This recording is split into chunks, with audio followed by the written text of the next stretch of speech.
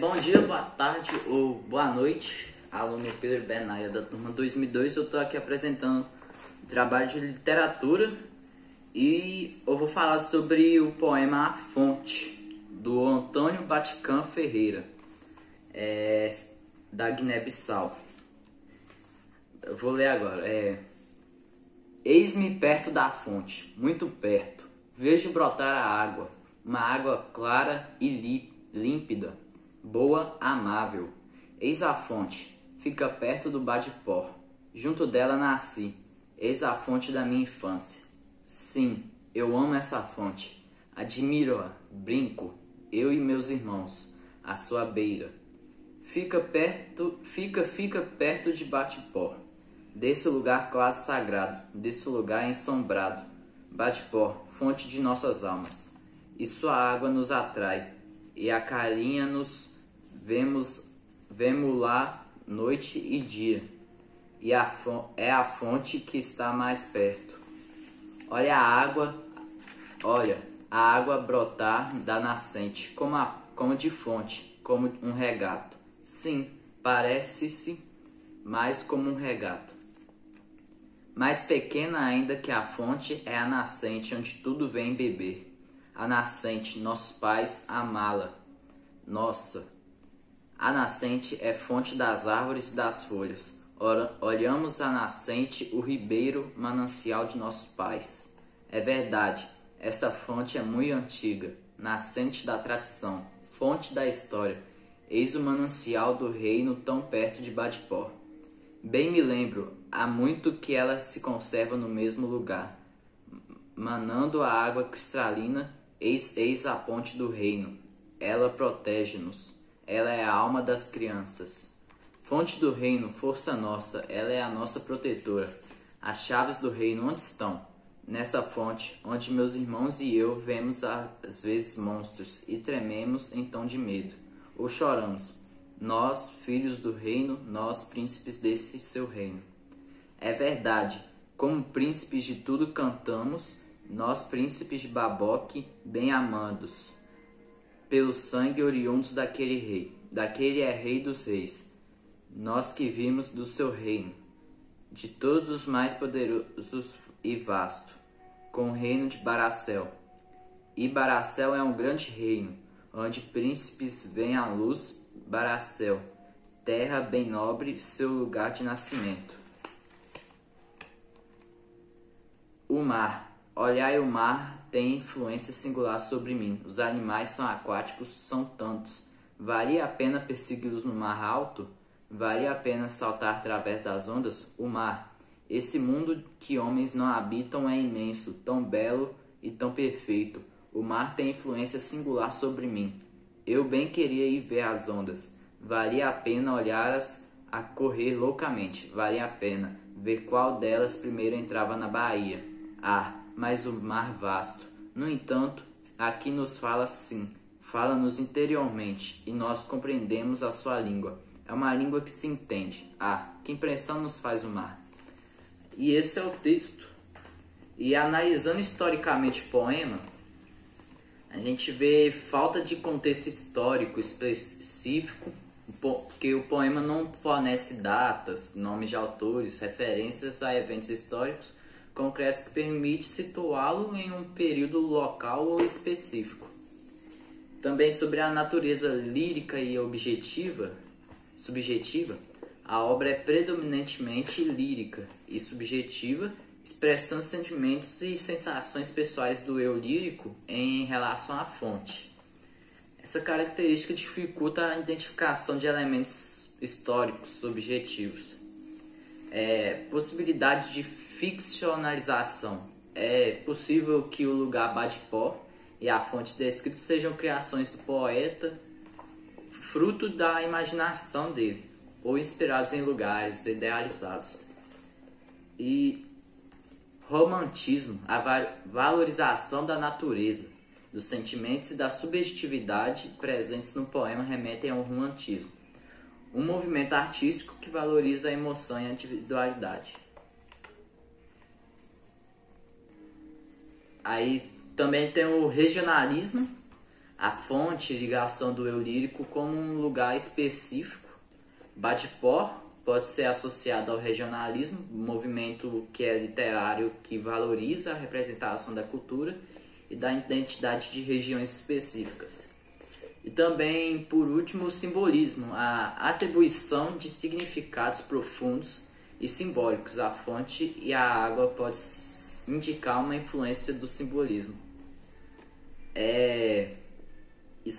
E pessoalmente, eu acho o texto muito interessante, mas uma parte que eu pessoalmente não gostei foi quando relaciona algo a Rei dos Reis, mas é mais no critério religioso, porque como cristão, no meu ver, o Rei dos Reis é Jesus, e é isso. Eu sou o Gabriel Dias, da turma 2002, e hoje eu vou explicar um pouquinho sobre o poema Diante da Delatação de Vasco de Cabral. Eu vou ler ele aqui e explicar algumas coisas sobre ele. A noite veio, disfarçada em dia, e ofereceu-me a luz, diáfana com a aurora, mas eu disse que não. Depois veio a serpente, disfarçada em virgem, e ofereceu os seios e os braços nus, mas eu disse que não. Por fim veio os Pilatos, disfarçados em Cristo, numa voz humana e doce disse: se quiseres, lhe dou-lhe um paraíso, mas conta a tua história. Mas eu disse que não, não. E continuei um homem, e eles continuaram os abutres do medo e do silêncio. Agora eu vou explicar um pouquinho sobre o que é o poema. O poema apresenta uma alegoria poderosa, onde a noite disfarçada em dia, a serpente disfarçada da Virgem e Pilatos disfarçado em Cristo simboliza tentações, seduções e manipulações que o autor enfrenta e resiste. A ausência de um autor e de um contexto histórico nos permite realizar uma análise mais abrangente, nos levando a considerar alguns contextos históricos. Por exemplo, a luta contra a opressão. A figura de Pilatos representou a condenação de Cristo. Pode ser interpretada como um símbolo de qualquer figura de autoridade que busca controlar e manipular as pessoas. Nesse sentido, o poema pode ser uma alegoria da luta contra a opressão em qualquer época. Alguns contextos históricos específicos que esse poema pode ser aplicado. O poema poderia ser uma expressão de resistência durante o período de ditadura ou totalitarismo, onde a verdade era manipulada e a liberdade de expressão era suprimida. Agora, um contexto religioso. A figura de Pilatos e a menção ao paraíso remetem a um contexto religioso, sugerindo uma possível crítica à manipulação religiosa ou à utilização da fé para fins de poder. E agora, um contexto mais filosófico. O poema poderia ser uma reflexão filosófica sobre a natureza humana, a liberdade e o destino, dialogando com ideias presentes em diversas correntes filosóficas. Boa tarde, eu sou o aluno João Pedro, do Colégio Tiradentes, da turma 2002, e hoje eu vou ler o poema Do Que Chora Criança, de Carlos Schwartz, e vou comentar um pouco sobre. Do que chora criança? Do que chora criança é dor no seu corpo. Do que chora criança é sangue que cansou de ver. Um pássaro grande chegou, com ovos de fogo. O pássaro grande veio, com ovos da morte. Caçadores desconhecidos, enganados, metralharam a tabanca. Caçadores pretos como nós, enganados, metralharam a bolanha. Queimou-se o mato, queimaram-se as casas, perdurou a dor na nossa alma. Eu escolhi o trabalho. O poema Do Que Chora Criança apresenta uma carga emocional intensa, retratando um cenário de dor, violência e perda. E alguns elementos que sugerem um contexto histórico nesse poema. Violência e morte. A menção de sangue que cansou de ver, caçadores desconhecidos, ovos de fogo e ovos da morte sugerem um contexto de violência e conflito armado, que trazem à tona a ideia de destruição e perda de vidas. Identidade e pertencimento. A menção a caçadores, pretos como nós, sugere uma reflexão sobre identidade negra e a violência intrarracial, também com um conflito armado, que o poema pode estar se referindo a um conflito armado específico intrarracial. Colonialismo e pós-colonialismo. A temática da violência e da opressão pode estar relacionada aos processos de colonização e descolonização, com a figura dos caçadores desconhecidos ou caçadores pretos, como foi falado acima. e coloca em evidência também as desigualdades sociais e as tensões raciais presentes em diversas sociedades. Também com uma crítica social, que pode ser uma denúncia, né? O poema pode ser uma denúncia das injustiças sociais, da violência e da desigualdade. A figura da criança chorando representa a inocência perdida e o sofrimento de uma comunidade. O poema também fala sobre a reflexão sobre a identidade, que pode ser a reflexão sobre a identidade negra e a busca por um lugar no mundo. A violência descrita pode ser vista como um ataque à identidade e à cultura de um povo. E também diz sobre o luto e a esperança, que apesar da dor e da destruição, o poema também pode ser uma expressão de esperança. A imagem da criança chorando também pode simbolizar a necessidade de superar o trauma e construir um futuro melhor. Em resumo, o poema Do Que Chora Criança apresenta um quadro de sofrimento e violência, que pode ser relacionado a diversos contextos históricos, temas e análises, que também permite refletir sobre temas como identidade, violência, opressão e esperança. Obrigado. Bom dia, boa tarde, boa noite. Eu vou ler aqui o poema aqui do Pascoal de Artaganã Aureguino. O nome do poema é Bilhete Postal. Leia, meu irmão das outras terras, daquelas ilhas, da lente morna. Mande-me a ressalva de tuas montanhas, com coração em mãos de bronze, com beijos em lábios calados, com canduras em olhares de luz. Eu saldo-te, namorando a morabeza dos oceanos, fraternalmente somos África, nem outra coisa. E aí, ilhas da lente moderna significa o quê? A referência evoca paisagens tropicais, possivelmente ilhas do Atlântico ou do Índico, onde o clima quente é úmido e característico. A frase fraternalmente somos África estabelece uma clara identidade africana para ambos os indivíduos. E com o coração em mãos de bronze, beijos em lábios calados, essas imagens sugerem uma cultura marcada por tradições e costumes ancestrais, com forte simbolismo e expressão não verbal. Na diáspora africana, o poema corresponde a uma expressão da diáspora africana, ou seja, da dispersão forçada ou de povos africanos para as outras partes do mundo, especialmente durante o período da escravidão. Foi um período muito difícil para o povo de lá. E a ideia de fraternidade entre africanos expressa na frase fraternamente somos África remete ao movimento pan-africanista, que buscavam em ambos os povos africanos em torno de uma só identidade comum. E interpretações possíveis são: o poema celebra a identidade africana e os laços de solidariedade entre os povos do continente. A distância geográfica não impede a conexão entre os indivíduos, né? E a obra pode ser vista como uma forma de resistência cultural, reafirmando a importância das tradições e dos valores africanos em um mundo globalizado e marcado de desigualdades. A saudade da terra natal e dos entes queridos é um tema recorrente na literatura africana. O poema expressa de forma poética, valorizando os laços afetivos e de memória. E esse foi a parte sobre, o bilhete postal do Pascoal de Artaganã Aureguino. E agradeço por ter assistido aqui. Muito obrigado. Canção de Criança, de Pascoal de Artaganã Aureguino, é um poema simples e cheio de emoção. Ele mostra a força, a esperança e o carinho de uma criança que se move com o vento. Vou ler um trecho do poema para contextualizar. Vento forte, vento norte, lá vem a criança na sua esperança. Vento forte, vento norte, lá vem a criança na sua pujança.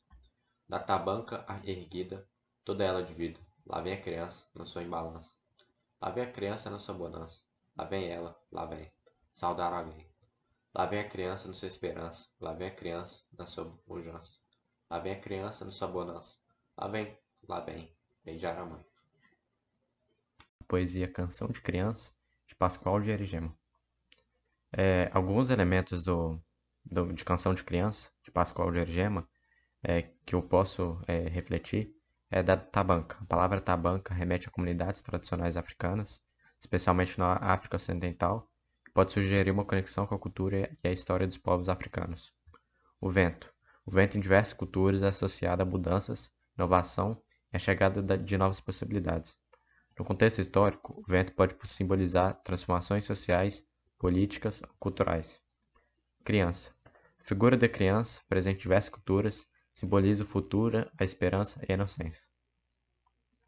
A poesia engajada. O poema pode ser interpretado como uma expressão de esperança e otimismo, o que o aproxima da poesia engajada, que busca denunciar justiças sociais e celebrar as conquistas coletivas. Literatura infantil. A figura da criança como protagonista e a linguagem poética simples e direta aproximam o poema da literatura infantil, que frequentemente aborda temas como a natureza, família e a esperança. Algumas interpretações possíveis dessa poesia é do nascimento de uma nova geração. O poema pode ser uma celebração do nascimento de uma nova geração, carregada de esperança e potencial para transformar o mundo, ou então de uma resistência cultural. A imagem da criança vindo da tabanca pode simbolizar a resistência cultural e a manutenção das tradições em face das mudanças sociais e políticas. Tem também uma conexão com a natureza. O vento e a criança são elementos da natureza, a relação entre eles pode simbolizar a harmonia entre o homem e o meio ambiente. Obrigado. Bom dia, boa tarde, boa noite. Eu sou o aluno José Messias e eu vou ler o poema Não Posso Adiar a Palavra, de Helder Proença.